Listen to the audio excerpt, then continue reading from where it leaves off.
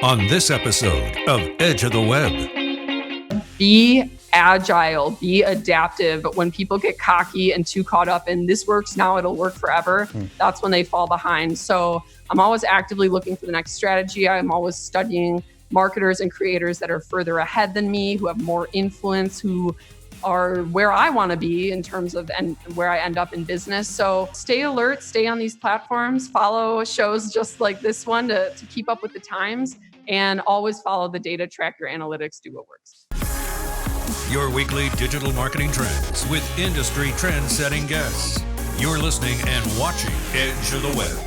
Winners of Best Podcast from the Content Marketing Institute for 2017. Hear and see more at edgeofthewebradio.com. Now, here's your host, Aaron Sparks. I want to introduce Shay to our audience. Shay Rowbottom is the content queen of LinkedIn. In 2017, she co-founded a media company that specialized in producing videos on Facebook to generate massive exposure and sales for brands. She took her company from her apartment to over 42 employees, get this, to an 8,000 square foot office space in 1 year. You talk about an explosion, Shay. That is incredible. So, thank you. More than welcome. That was a fast ascendance. You've worked on brands like Petco, Yahoo, BuzzFeed, and dozens of other platforms, creating and executing video content strategies that work. So we're certainly eager to hear from you and what you've been able to do here. Shay, everybody just to listen in, who's listening in, Shay's got over 50,000 followers on LinkedIn as well. So we certainly want to hear from the guru here. But before anything else, Shay, we always ask, that's the professional, that's the official bio, but we want to hear some of the black and blue marks that you've gotten along the way inside of digital marketing and how you got to the specialty of LinkedIn and video.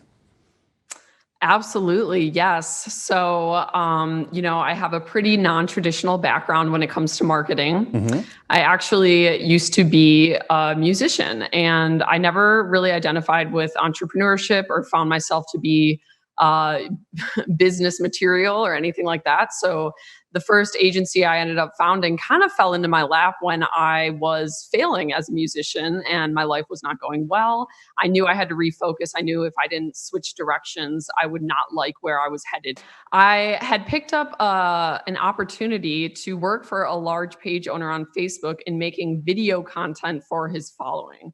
And previously on Facebook, there was a big issue with publishers stealing video content, which actually people were able to get away with it for quite a while. And now we're seeing that same tactic happen on LinkedIn. Now LinkedIn is the next platform to crack down. But essentially what happened was Facebook came down hard and they hit the hammer hard. And a lot of these publishers that had grown a following, maybe using stolen video content, suddenly realized they needed to get it licensed. Or they just hadn't been using video content at all to grow their page, but now they realized they needed it, right?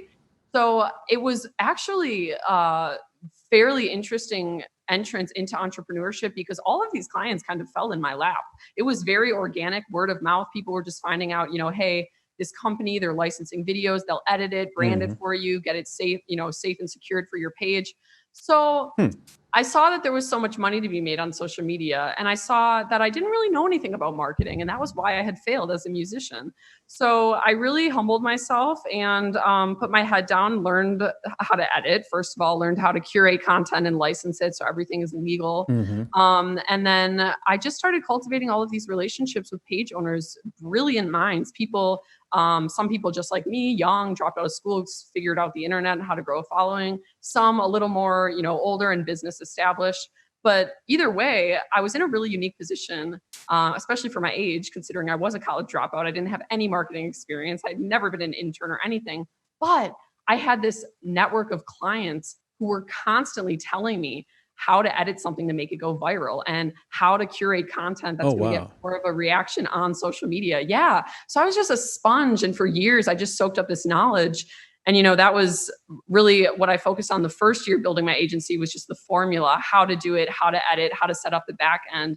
And then that's when we got our first investment. And then you are correct in what you said.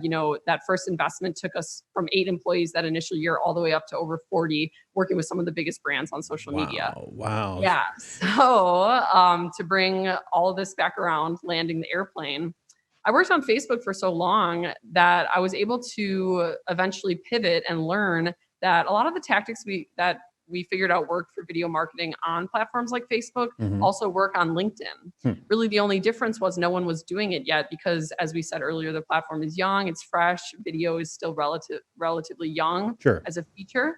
So the original intention was, hey, start releasing videos for your own brand. I was working as the COO of my last agency at the time. I started releasing videos about just my day-to-day life, topics I believed in, that sort of thing.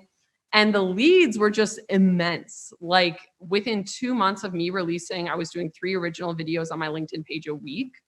And I didn't have that big of a following, maybe like 4,000 or 5,000 connections. But within just a couple months, I had generated over 6 figures in revenue for my business, all from leads that came from the LinkedIn platform through my video content. Yes. So it was amazing. I actually ended up selling some of my shares in the last agency so that I could pivot and start a whole nother agency. Similar concepts, I definitely still work with video marketing. The model has tweaked a lot, but it's all focused around LinkedIn now and how to create effective LinkedIn video content that's essentially going to attract your target market, build loyalty in your industry, get you to be seen as an expert, and ultimately get people to pick up the phone and do business with you. So that's what I help founders and executives with today. Across all platforms, but specifically LinkedIn. Yes. Well, let me ask you this, Shay. This may sound very simple, but why is video content in marketing so different than other forms of digital content? What's your gut take on that? Because it's the newest. It's the newest. When I say video is the newest, I mean in the form of a piece of video on social media. So like what has previously worked in the past with like flyers, infographics, a lot of that stuff can be translated to social media and digital marketing and still fly. But in terms of creating a video, sometimes you come across these clients, they're stuck in that old school advertising mentality where if your video you created for their social media channel doesn't look like a blatant commercial that was designed for television, they're upset. And they're like, what do you mean? This is not a video. And it's, so yeah, it's a total different world. Well, can you give us a background from your perspective of how video content has actually grown over the different social platforms? Now, you have your own experience in Facebook and LinkedIn, but we also have other platforms like Instagram and Snapchat and the Vine of years gone by. And what's the new platform that's coming up? We just talked about TikTok. Yeah, TikTok, right? Yeah. So there's all of these different video platforms, right? Or at least social media that has a very strong presence of video. It's not only new. There's something else about video that is bringing our attention to it. What's your take on that? I think it's the next generation. I think it's just the way humans are evolving to consume content. There was a recent study I read. I think it said that when it was different like advice for how to train employees of different generations, and actually said for millennials entering the job force, if you give them video courses as a form of training, they are the level of engagement goes up 10 times for millennials. Yeah. So just to give an example of the way our attention has shifted. And I do actually think the reason we still see as many advertising dollars going to television and more traditional forms of advertising like we are is simply because the older generation is still alive. You know what I mean? They're still consuming from these other mediums. Right. But in terms of you said it. I mean, like, there was YouTube, then there was Facebook, then there was Instagram. Yep. My observation is the videos kept getting shorter. I think for longer form content, platforms like YouTube still rule because users very much go back and revisit, treating it much like one of their favorite television shows, a channel. And that's why we're seeing platforms like Facebook and Instagram build out these television branches to support long form content, and to try to start attracting those advertising dollars that are inevitably going to be transferring from television. Yeah, we're going to see that not a watershed moment. You're going to see a mass exodus here in the next 10 years going into all these fractional video content purveyors, right? And then you're going to have the programmatics. Then you're going to have all the other attribution models towards your digital marketing portfolio. And then you're going to really see how everything is affected by everything else. I love it. It's exciting, right? It moves so fast. Yeah, it absolutely is. But you got to be able to hold on to the ride sometimes, because there are some big jumps. So it's almost like a teenager with a stick shift. For everybody who knows what a stick shift is, by the way, guys. So I drove one once. It was not pretty. You did not want to be on the road. So I mean, one of the big jumps that we're talking about is the duration, the length of the content. What format? And you already said it. The format of short form video, is that rising to the top now? If you're new and you're just starting to release videos for your brand, yes, they need to be short. I would argue no matter what platform you're on, actually, they should be short. Because starting out to really cultivate that initial attention and break through the noise, strangers that see your content appear in the newsfeed are far more likely to give you a 60-second investment when they don't know you versus giving you a 5-minute one. So yes, I would say start short. Yep. Should a company have a kind of a bandolier of different formats or different durations or even different production types based on their video strategy? Well, test everything. You know, I'm a big proponent of data and analytics. Like, by all means, test all avenues, and the more resources you can or that you have access to, the more testing you should do. But yeah, I think ultimately brands need to focus on understanding their target market, not just in the sense of what do they want from us, what do, we know our solution, you know what I mean? Like, we know how we make their lives easier, right? But what's their affinity? You know, what else is our audience in general very likely to also have an interest in, and formulate some content around that. That's just not asking for anything in return yet. You know, you're just giving, providing value, and building your trust on that platform. Yeah, and that's the important thing, especially on the LinkedIn side, that you introduced earlier, is that LinkedIn is turning into a useful utility type of video, not just the hard pressed advertising of services. But about LinkedIn, there's some noise that's happening inside of LinkedIn. It has been for the last 6 to 8 months, and let alone the message spam. That's just idiotic. But the video noise that's out there, a lot of it's, and I deem it noise because there is I see a kind of an oversaturation of individuals that are trying to carve their influencer definition into the business channel. So there's a lot of people walking around with their smartphone and giving some great points of advice in the stream itself. Are you concerned about that, or is this just the maturation of the video format inside of LinkedIn? Will it shake itself off eventually?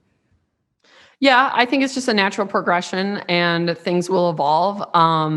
What feels like noise right now is simply out there and still managing to get the organic reach it is getting, simply because of the lack of competition and saturation on the platform. Obviously, if there's only so many pieces of content to pull from to add to the feed, some junk is going to show up, and we are seeing that.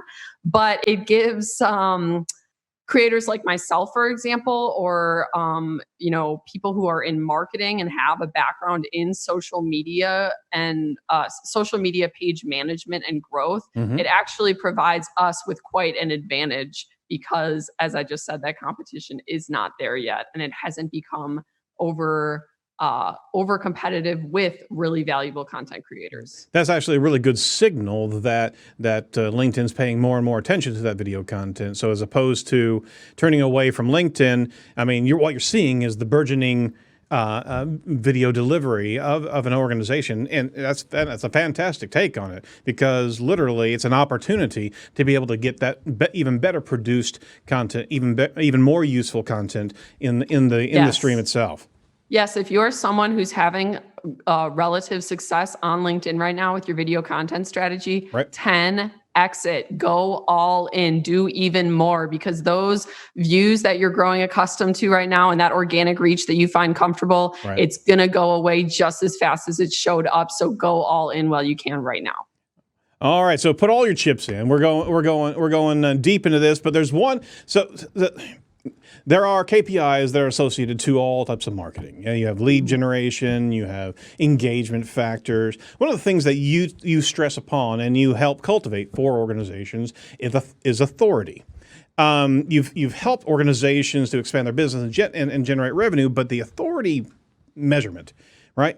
That's still a bit ubiquitous. So it's still a bit ethereal to a lot of companies. So how does a company head, a CEO or a CMO, get a handle on how to see that the video content strategy is growing their authority? How do they measure that, and how do they actually understand the impact that it has across the board for their entire brand?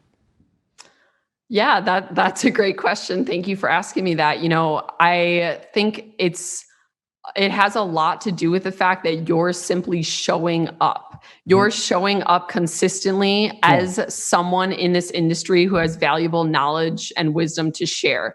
So the beautiful thing about LinkedIn especially is right now, there's not a lot of people creating videos yet, but a lot of the businesses and individuals that are consistently showing up in the feed and creating videos are kind of from the same industry. Right? You got a lot of salespeople who are pretty confident on camera. So of course they're first to the scene. Absolutely. You've got recruiters, you've got consultants, you've got a lot of people from similar industries. Who is the face and the video influencer of the IT industry? It's like there isn't one. So that's why LinkedIn is such a massive opportunity to capitalize on, is because first of all, anyone who's consistently releasing a high quality stream of content that's circled around their industry and their target market is going to remain top of brain and is inevitably going to become someone who's well known in that industry. Sure. But on top of that, if there's straight up nobody else doing it, you have all the advantage. I always say, there's a good chunk of my following that may never need my services, that may be following me because they find me entertaining, or they're kind of doing DIY their own marketing and they like to pick up on my tips. But should they ever be at a networking event or a cocktail party where somebody tells them, I really need LinkedIn video content and a video strategy for my business is LinkedIn, right? Who do you think that person is going to suggest? Me, because I position myself as an expert in the industry. So even though this follower specifically might never buy from me, they are now going to go out in the world and become an ambassador of my brand, know about me, know about what I do and how I help others. And that's where the magic comes in. So people are always looking for like that short-term marketing return, which I get, and you need that too. But this is also about the long term and building that trust and that loyal brand that's going to keep coming back for more. To be able to, and it's a fantastic perspective, to be able to create advocates. There's so much that people are numb to in all digital marketing channels. So you have to be authentic. You have to deliver useful content. And if you're empowering those individuals to be able to champion you, not only not themselves, but actually refer to you and your expertise, you've got to keep on giving, and you can't smell like you're spinning at all, right? You've got to continually pulse good information and do it with a level of humility and authenticity. So how do you train companies or execs or anybody to be able to find their humility and deliver it regularly? It takes practice, man. It takes practice. I even, I'll give people credit and say, I don't think everyone has had the experience I've had where day in and day out, it doesn't matter how much I want to make this piece of video content look a certain way that I feel would be good. It's about follow the data. follow the data. Huh. What performs well, what gets a positive response, what reaches the most people and gets the most attention. So, I would really say that just that, you need to understand what is going to work and then just repeat more of that and keep giving that to your audience. But swinging back around where measurements of lead generation are easy to see, following the data and making sure that you're seeing and you're not falling prey to, hey, this doesn't deliver conversions, but this is delivering something else from another level of engagement and sharing. Following that data and creating that recipe, you got to be able to separate your desire to see the lead gen. Yeah, go ahead. What you'll find pretty much every time is the more the content is giving away value for free, the better it will perform. So, for example, I just released a video this morning where I broke down how I edit my video content, because I get a lot of repeat viewers who ask, Shay, I love your videos. How do you edit them? So I just did a video about it. I said, hey, everyone, here's how I do it. Here's my process. If you want to go do it too, here's some tips, just giving away value. But I also very much did give a CTA back to my business at the end and made sure to let everyone know, this is what I actually train people professionally on. Right. And this is all part of my LinkedIn program. So if you want to go even more in depth, feel free to message me. I mean, that was all included in the video, but for the most part, I just focused on providing value and sharing my process. And I got a lot of people to share it, saying, share it out to their network. So reshare my content, saying, thank you, Shay, for giving away all this free value. Now, I'm not saying I'm doing anything slimy or tricky here. I am giving away free value. However, those people don't also realize they're sharing my ad. Right. No, they're absolutely. sharing my, so. But I mean, here's the thing. I saw that video, by the way. And, good. Interesting enough is that you didn't just give away some free secrets. You actually open up some of your own secrets. You hire other video editors to be able to be able to help craft that. And that was, and I teach you how to hire, which is amazing because I mean that's almost, you're giving away 2 levels of potential business for your own company by actually saying, you know what, you can get this cheaply done. You can actually guide these editors that you can get in Upwork or what have you. Isn't that funny? Oh my gosh! I mean, you're literally pushing away business. No. But you're not. Never. At the same time. You're lighting that fire, that fuse to be able to get people to really share and focus back on you. So you're not really giving away the true moneymaker of your business. You're letting people know how to step up and start this process, which is really amazing. Thank you. Yeah. I think so long as you're growing as an individual and as a business person and as an agency, so long as you're always growing, always pushing forward, always on the up and up, you should always be giving things away for free because it's not threatening to you. You're on to the next, I may be giving away something that gives me an advantage right now because not everyone has access to this information. Perhaps maybe I'm even one of the first, but it doesn't matter because people are going to find out regardless. Why not I be the hero, the one to tell them all? And then by the time everyone catches on and I no longer have an advantage, guess what? I've already moved on to the next strategy and I'm working on a new advantage. That's awesome.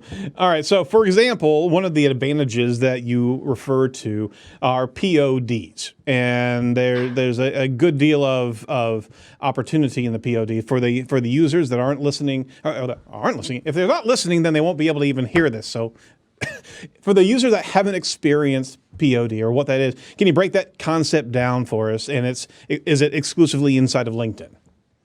You're talking about pods, right? Yes, absolutely. Okay. Pods. I'll call them pods. I never heard anyone spell it. P-O-D. It's like forbidden. Don't speak it. Pods led me into body snatchers and led me into a whole nother dark area. So I wanted to break it down. Anyway, go ahead. Oh my goodness. It is so funny because, I never intended to speak about pods publicly as much as I have in the past month. Yeah, it started to catch up. I totally asked for it because I released a video about pods, about my feelings about them, my viewpoint, calling out some kind of scarcity viewpoints I feel people have on them. And ever since that video, it has become like such a hot topic around LinkedIn. I've had a lot of people message. So I just laugh at your question. Yeah, I had to. I mean, here we go again. I'm doing my own research. I saw what you were doing there. All right, so lay it on us real quick. So I'm going to lay it on you. So it's so simple. All it is, a pod. It's not through LinkedIn. This is not a Googleable thing that you can direct purchase on. Yeah, I think LinkedIn would be very smart to build it out as an add-on feature. Absolutely. However, if they're not going to do it, I'll do it. So what it is you curate a group of people on LinkedIn who you notice are posting content consistently. Mm-hmm. If you want to be even more calculated with it, they could perhaps be like individuals all from the same industry. Okay. So it's really similar content. And there's a very high likelihood that the people would actually genuinely enjoy engaging with one another's content. And what you do, you reach out to them all, you explain what a pod is. Hey, a pod is really a messenger group where we all are in the same group and we drop links to our content with the understanding that we all engage on each other's stuff. So I hit a like and a comment on your post. You do the same for mine. It's a great way for especially new creators starting out to kind of break out into the newsfeed, because as soon as that one person comments, the video automatically will get shown to more people because now it's showing up in that person's network. So I would actually argue getting in a pod or creating your own pod is almost necessary if you're brand new with a small following and zero traction on your page just starting out. I mean, even me, when I first got on the platform, I had a mentor. I was actually paying someone at the time to kind of consult me. And, him and his squad of employees, they all commented on my stuff right away. I'm not going to attribute my success to pods because I don't really think that's what it is. But at the end of the day, it could have taken a lot longer for me to just kind of break out into the newsfeed initially without at least having one friend to comment on my post. Yep. So it's really just common sense marketing. Very similar strategies have existed on other social media platforms, but for some reason on LinkedIn, it's gotten a really bad rep. There's a negative comment. There's just a bad reputation. There's kind of a stigma. If you're in a pod, you're not authentic. Pods are evil. It's kind of this broke mindset again because around. of the body snatchers reference. That's where I was going. Okay, so no, it's just I think, and this could be a metaphor for all business and all life. Is people think that things need to be harder on themselves than they actually are. And it's a scarcity mindset. It's no, that's cheating, or you can't take shortcuts. It's I don't know about you, but every young, successful millionaire I've ever met has been a king of taking shortcuts. Absolutely. So yeah, you gotta really call it how you see it. I think if you're serious about success on LinkedIn and you want to bust through the noise, but you are currently brand new and you have no traction, right? You better cultivate a quick little network of people who want to engage with your post, buddy, because that's the fastest way out. So it's allowing some buoyancy, which is obviously going to feed the algorithm. What's the manageable size? Is there any particular size that you would recommend of development? Yeah, actually, if it's a really engaged group where everyone is posting every day consistently, I would say the sweet spot is actually 10 to 15 people. Because anything more than that with people posting so regularly does become difficult to keep up with yourself personally. But they have to contribute as well. It's just not you pushing out content. They all have to, and there's this partnership or this relationship that also can, especially if you're doing a inside of one industry, right? You can also refer business. So the scenario is that you can certainly share each other's content, but there's a true potential ROI there for engaging with similar interests but similar industries, or at least maybe tangential industries, right? Yeah, absolutely. And that's a lot of feedback I've gotten from people that I've gotten into pods. Is not necessarily the engagement, which they also say helps, but just the relationships they found there. Hey, I ended up meeting some really great people. This person led me to that person, and that's really what it's all about. I've met a lot of good friends in pods. I think they're helpful. I think they're fun, but I don't think they should ever, be depended on as an end all be all marketing strategy. At the end of the day, good content is good content, and that's what wins. I dig it. Very good. Let me switch topics on you real quick. And we did talk before the show about secrets to making a video go viral. I'm going to put a big asterisk next to viral because I want to understand how you consider a video virility, for lack of a better description. Is it a particular number that's reached, an engagement that's reached, or what? How do you demarcate that as a video that's gone viral? Yeah, it's subjective for sure. I would especially say it's a different size across every platform. Sure. So on LinkedIn, for example, where you still don't see so much video content or really high performing video content, I should say, like it's pretty rare still to see a video on LinkedIn with over 1 million views, whereas that's like old news on Facebook now. That's not viral on Facebook, Right, exactly. but that's viral on LinkedIn. So it's subjective. I don't really know that there's like a rule book or a chart with a clear line and definition anywhere. Mm-hmm. But I think, and this is what Gary Vaynerchuk says as well, is just like viral content by nature is uncontrollable. So that's just one way to measure it. If if your baseline for views on your content is like 5,000 and you suddenly got a video to hit 75,000 views, even though 75,000 might not seem that much in the grand scheme of things, right, for your personal algorithm on your page, that is huge. So I would consider that even an uncontrollable and viral piece of content. Got it. So it's all in perspective, or at least Exactly. exponential thing. And a lot of content that goes viral because of what I just said. Because a company that has a really big following has a team of people out on the web curating potentially viral clips. And what they do is they come across these smaller creators who, only get 5,000 views consistently on their content, like I just mentioned, but they find a gem on their page that got 75,000, and they say to their team, hey, we should curate this. This is obviously a viral piece of content. He just didn't have his own following, the juice to get it to explode all the way. We're a huge blog. We have that juice. So now it's going to really get pushed out on the web and everything. That's why if you're on platforms like Reddit, if you're on Reddit and you're there regularly, you'll see things way before they go viral, because that's where the curators go to find the next like diamond in the rough. That is a really cool perspective. It's almost like these thermal layers, and all of a sudden this one video kind of goes up to that next layer, and you've got a whole level of players in that space watching for one of those float to the top. That's neat. I like that concept. So I mean, it's not about getting and hitting a home run right out of the park. I mean, literally, you can get this to a particular degree, and if it's stylized enough, if you've got that authentic nature, you can really get a hold and get somebody else's attention, and that's going to bootstrap you, right? Exactly. Yes. I dig it. All right. So I wanted to go through a few secrets to video content. I know we've gone through a lot of key concepts inside of LinkedIn.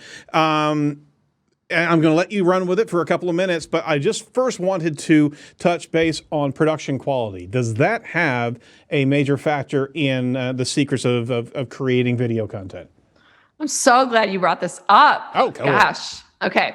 So this is a big one. Production quality on social media is not valued in the same way that it is valued in the cinema when you buy a ticket to go to the movies or when you watch the Super Bowl commercials. Mm-hmm. So that is a big hiccup. A lot of companies stop before they even start because they have this anticipation of video production being a very high maintenance and costly act. Yep. So what they're doing is they're digging up old experiences from their age where, video production very much was, we're hiring a whole crew, we're bringing lights out here, we got the whole set, this is going on television, this is like our big video moment. Right. Video has transformed. Video doesn't need that standard anymore. We've all by now engaged with or even shared a viral video on a platform like Facebook that was clearly shot on a cell phone. I shared a flying squirrel just the other day. Yes, so it was fantastic. Exactly. Keep on going. I'm sorry. Yeah, no, that's fine. That's fine. Like, that's exactly what it is I tell people, like, look, you do not necessarily need high quality production to create high quality content for social media. The standard's just different here, and start where you are with what you have. Like, I know for me, I actually for a long time, I would say like 6 to 8 months, I shot everything on my cell phone. Now, a lot of it, I would still, do the post-production and get it edited a little bit, but I was not using a nice camera. I didn't have lighting. So it's really not until you build that initial following and you have some traction going. Now I would say, okay, now if you have the time, money, and resources, like you should, because you've been working towards that, now invest in better production and a higher quality camera and everything. But that is not going to be your make or break starting out, is how you don't need 4K footage. Like you don't need any of that. And I'm glad you bring it up because it's so common. It's a very common objection I hear, is just that I'm not going to be able to do this. I have it in my head that this is so high maintenance and exhausting that the thought of somehow doing this every week consistently for my page just becomes like unbearable. Yep, absolutely. So what are some other secrets? So we got production quality out of the way. That's why I wanted to lead with that. What are some key secrets to video content strategy success? Always think about your audience, always think about what would be valuable to them, always do what others aren't willing to do. So that could be anything, that could be even being consistent is something others aren't willing to do. So, being very vulnerable on the platform. I know that's a big thing on LinkedIn, being that it is so stuffy and professional still. When you can bring the human side of business to it and the failure and the blood, sweat, and tears behind the scenes, that kind of content tends to perform really well. And then in terms of your structure, keep it short, have a headline, do not introduce yourself, have the first line of your video something compelling, something relevant to the topic at hand, and something that's more likely to get someone to stop scrolling that first 3 seconds in the newsfeed than will, hi, I'm John Smith, and today I want to talk about finances. And then always have a CTA. I always have, I call them quote unquote healthy CTAs, because when I say CTA on LinkedIn, I'm not necessarily saying call us today for a quote or a direct CTA back to your business. Rather, a CTA that's relevant to the content you're talking about. So, for example, if you have like the video I released today on video editing, here's how I edit my videos. Hey, how do you guys edit your videos? Now, that's a healthy way to pull engagement into the comment section and get some dialogue going there. So all just quick, basic things you can do to start to 10x your video content strategy. No, I love it. I love it. What about the repurposing of content? Does that play a factor into your video content as well? Yes, I love repurposing content. That's actually mainly what we built our last agency on, was repurposing. So I'm very familiar with how to do that and when it is most effective. I would argue for a platform like LinkedIn, repurposing content is a really smart move, because currently the way the platform's set up is your profile, you have a section for posts that people can go to, but it only displays the posts in chronological order, meaning if you're posting 5 times a day every day, no one's going to want to scroll through to last Wednesday to see what you posted. Versus a platform like Facebook, where there's a videos tab, you can go see the library of videos and the lifetime posts all in one place. Since that capability isn't on LinkedIn, and on top of that, things die in the newsfeed relatively quickly, like after 24 or 48 hours, unless of course they went viral. With all that being said, LinkedIn is a prime platform for repurposing, because things don't show up in the feed that long. Your audience can't go back and find it very easily. And there's a good chance that a heavy portion of your audience missed it the first time around. So when it comes to figuring out what you should repost, just always be tracking, your data and your performance of every post. Repost the highest performing ones. So like I illustrated earlier, if your baseline is 5K, but you've got a few videos floating around the 7, 8, 9K, those are what I would all call relatively high performing for your audience. Go and repost those. Repost them without modification, or create a different recipe of delivery and message for that video. What would you suggest? It depends. Again, if it was like a super killer piece, like something that went viral, I'll usually just leave it as the same. If it's something that performed well, but I see now with a little bit of time that's passed in between, I see now a way to improve it, or a way I could potentially get more attention this time around. Yeah, I would tweak it a little. I dig it. These are incredible points, and we certainly want to recommend our audience pay attention to the LinkedIn realm. What about the live stream aspect of LinkedIn? And that's starting to happen now. Yeah. What's your take on those? I personally think live video is really overrated. Hey, wait a minute, we're live right now. Come on. Keep on, Joe. I think this is cool. This is a little different because it's a show. And thank you for having me, by the way. I've been on a lot of live podcasts and shows. I do like the live in that essence, especially when it's an interview and you're showcasing someone, because it's really raw and it can be a little more engaging human to human that way. But yeah, I do see the live feature as really not that beneficial. Like for the amount that it's used on platforms, I'd say only a small fraction of the time is it actually beneficial. I see it as a tool mainly for the users of the platforms, a tool to make them feel good, powerful, in control, which is fine. You know, I'm not dissing it. I'm a user too. I like options. But in terms of delivering compelling messages and creating a consistent video content strategy, Right. I'm all about calculation. I'm all about recording my videos. There's also been a lot of bugs with the LinkedIn Live feature, and they're still working that out. So I haven't really been impatiently like dying to jump into live because I understand it's still in its infancy as well. Right. I did recently just get access to live. There's some push notifications happening where everyone who goes live right now is given it's LinkedIn is auto sending a push notification to all their followers. It's actually causing creators to lose followers. Oh, wow. Because like people are in meeting, they're getting these push notifications, so they're like, just screw it. They're like unfollowing. So that's what I mean. Like, there's tons of bugs. Right. I feel like it's hyped up. It can be valuable, but it's almost like Western medicine. Okay, it can be valuable, but it's way overused. I like your version of live, Aaron. I approve. Thank you very much. I'm going to use that as a quote for the beginning of the show. Right there. Write it down, Jacob. All right. So you opened the door for me. We talked about this prior to go live of the show. And this is a bit non sequitur. It's outside of the realm of secret sauce for video content. But what you just touched upon was absolutely kind of a bit of a tone for us to jump into this. Is that there is a challenge for marketers and digital marketers most especially to not get lost in their own fabricated self-image and not look for such an affirmation as they are becoming influencers in different markets. There is a risk, a high risk of depression, of anxiety challenges. I mean, there's a lot inside of digital marketing that we as society have never experienced before. This is brand new territory, and we talked about the adults in the equation. We also talked about the kids in the equation coming up behind us as a different generation. But what are your thoughts about where you are in this environment, what you've observed, and what are some recommendations that you would give for people that are aspiring and can kind of take it on the chin a little bit too much if they don't get those exponential growths?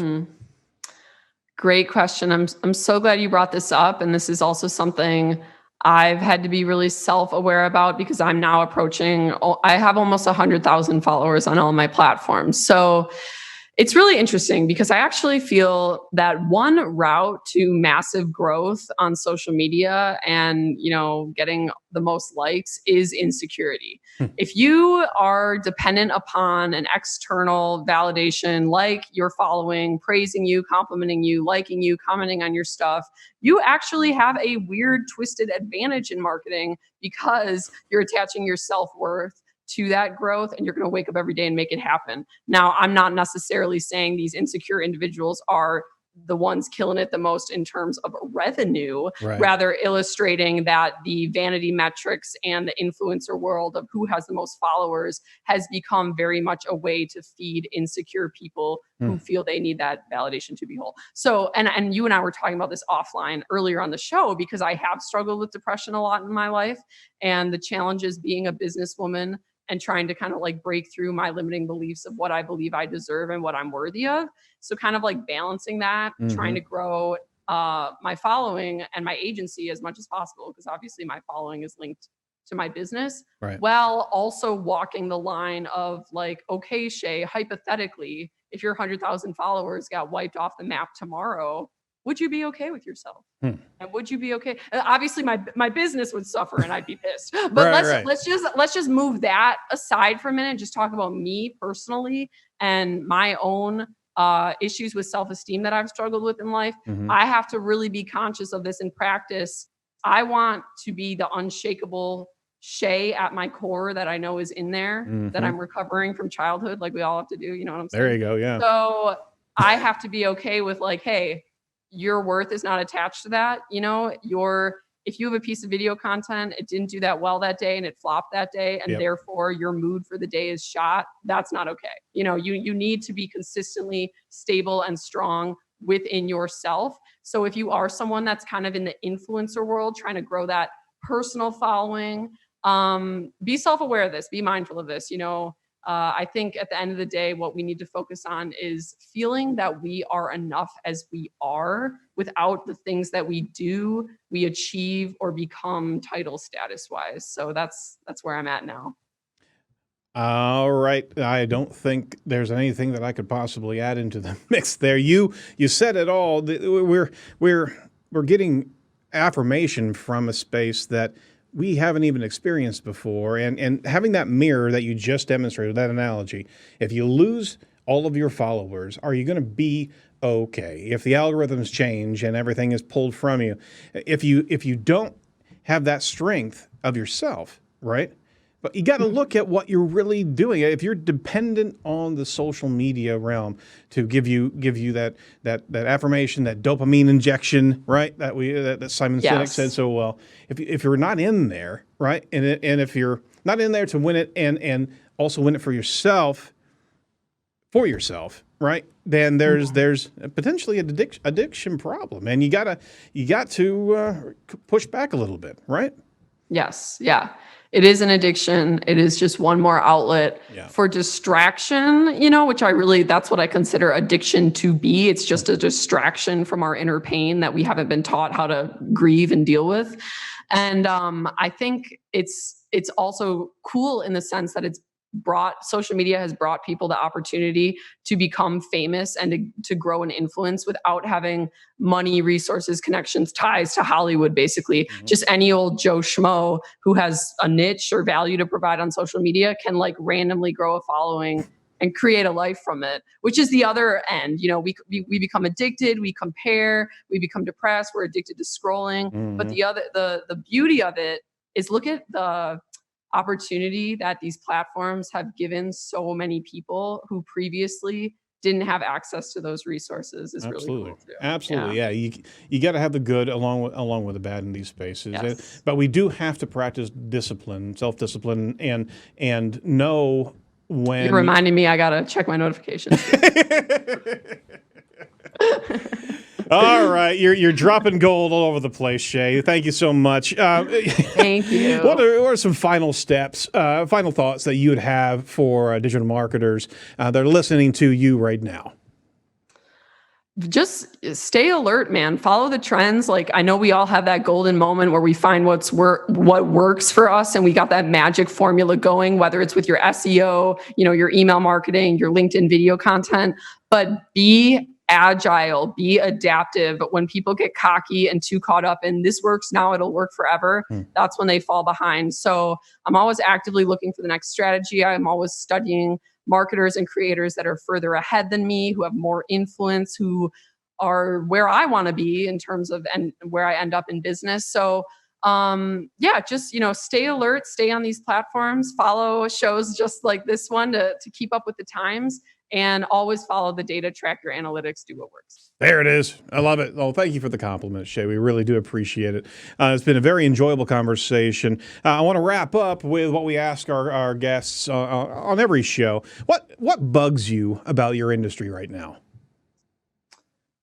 I think just the divide in some people totally get the social media marketing and some people don't. Mm. So for someone like me, I've spent years just on the phone with so many prospects, so many potential clients, businesses all under the sun, a lot of B2B. It's I notice it's either a good understanding of social media.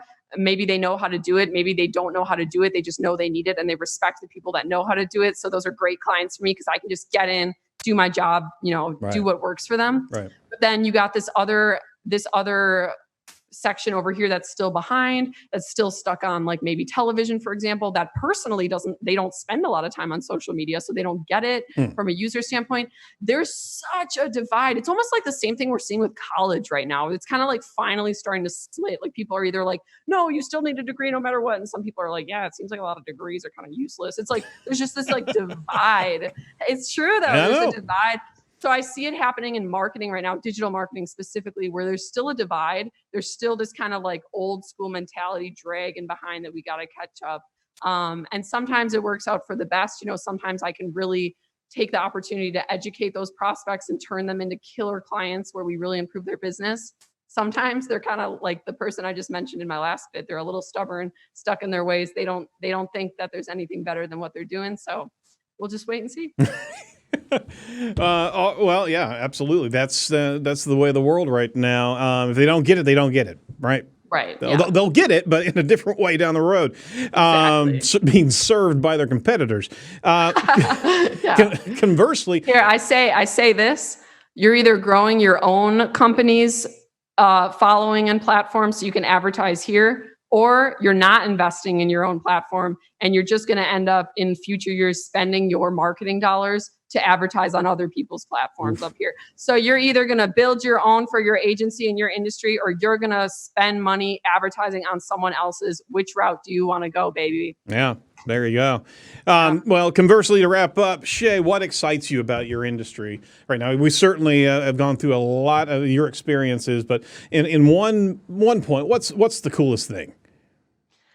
I just love being creative. I know it's probably like a cliche, boring answer, but I love creating. Like I said and when I was talking to you in the beginning, I'm an artist at heart. So it's so inspiring to see social media marketing when I see like a really killer ad that's just like subliminally genius and it's viral and it's like, just moving the needle like crazy for these agencies. That's what really lights me up and gets me excited, even if it's not coming from my agency, just because I love seeing what's out there, what's working, what's possible. And I will say the other thing that really excites and inspires me about my industry is all of the young people and people like me who were able to drop out of college, give up on their dreams, and just pick up a social media platform, learn the internet, and build something. It's really cool. I love seeing young people thrive and young people kind of carve their own path despite traditional routes or traditional pressures that have been put on them. So you're really seeing the fork in the road now, and you're seeing where stick-to-itiveness, grit of individuals is paying off, and you don't have to have the conventional degree. You don't have to come from the what was known as the steps that you're going to have to take to be able to get that authority. People are creating it right now, and we're in awe of individuals that just blow it up, and they're just cranking good content and creative content out. And you're one of them, Shay. We certainly want to applaud you in what you've been doing. For all of our listeners, you want to make sure you follow Shay over at Facebook, Shay Rowbottom, LinkedIn, Shay Rowbottom, Instagram, Shay Rowbottom, and YouTube, Shay Rowbottom. Check. She got every one of them right. Fantastic. I really do appreciate the time today, and especially kind of breaking it down and sharing some insights around just the concepts of just mental preparedness as you get into the digital marketing space, because that's one thing that not many people are regularly talking about, what it can do and what it can drain from you as well. So we appreciate your comments there. So thanks so much for being with us. All right. Absolutely. Thank you for having me, Aaron. More than welcome. Thanks for listening to edgeofthewebradio.com and watching as well. We certainly appreciate all of our colleagues from Site Strategics as we produce this each and every week, especially our guest, Shay Rowbottom. Make sure you check out all the must-see videos over at edgeofthewebradio.com, edgeofthewebradio.com. We're breaking up the news items and all of these different segments. We're trying to give you as much consumable in the manner in which you want to consume it from Edge of the Web Radio. So make sure that you pay attention. Hey, give us a favor, like and review our shows, because that's how we influence our algorithm. So let us know how we're doing. Sign up for the newsletter. And if you want us to talk to somebody that you've been wanting to have on the show, let us know, and we'll certainly get them on. So from everybody over at Site Strategics, thanks so much. Do not be a piece of cyber driftwood. We'll talk to you next week. Bye-bye.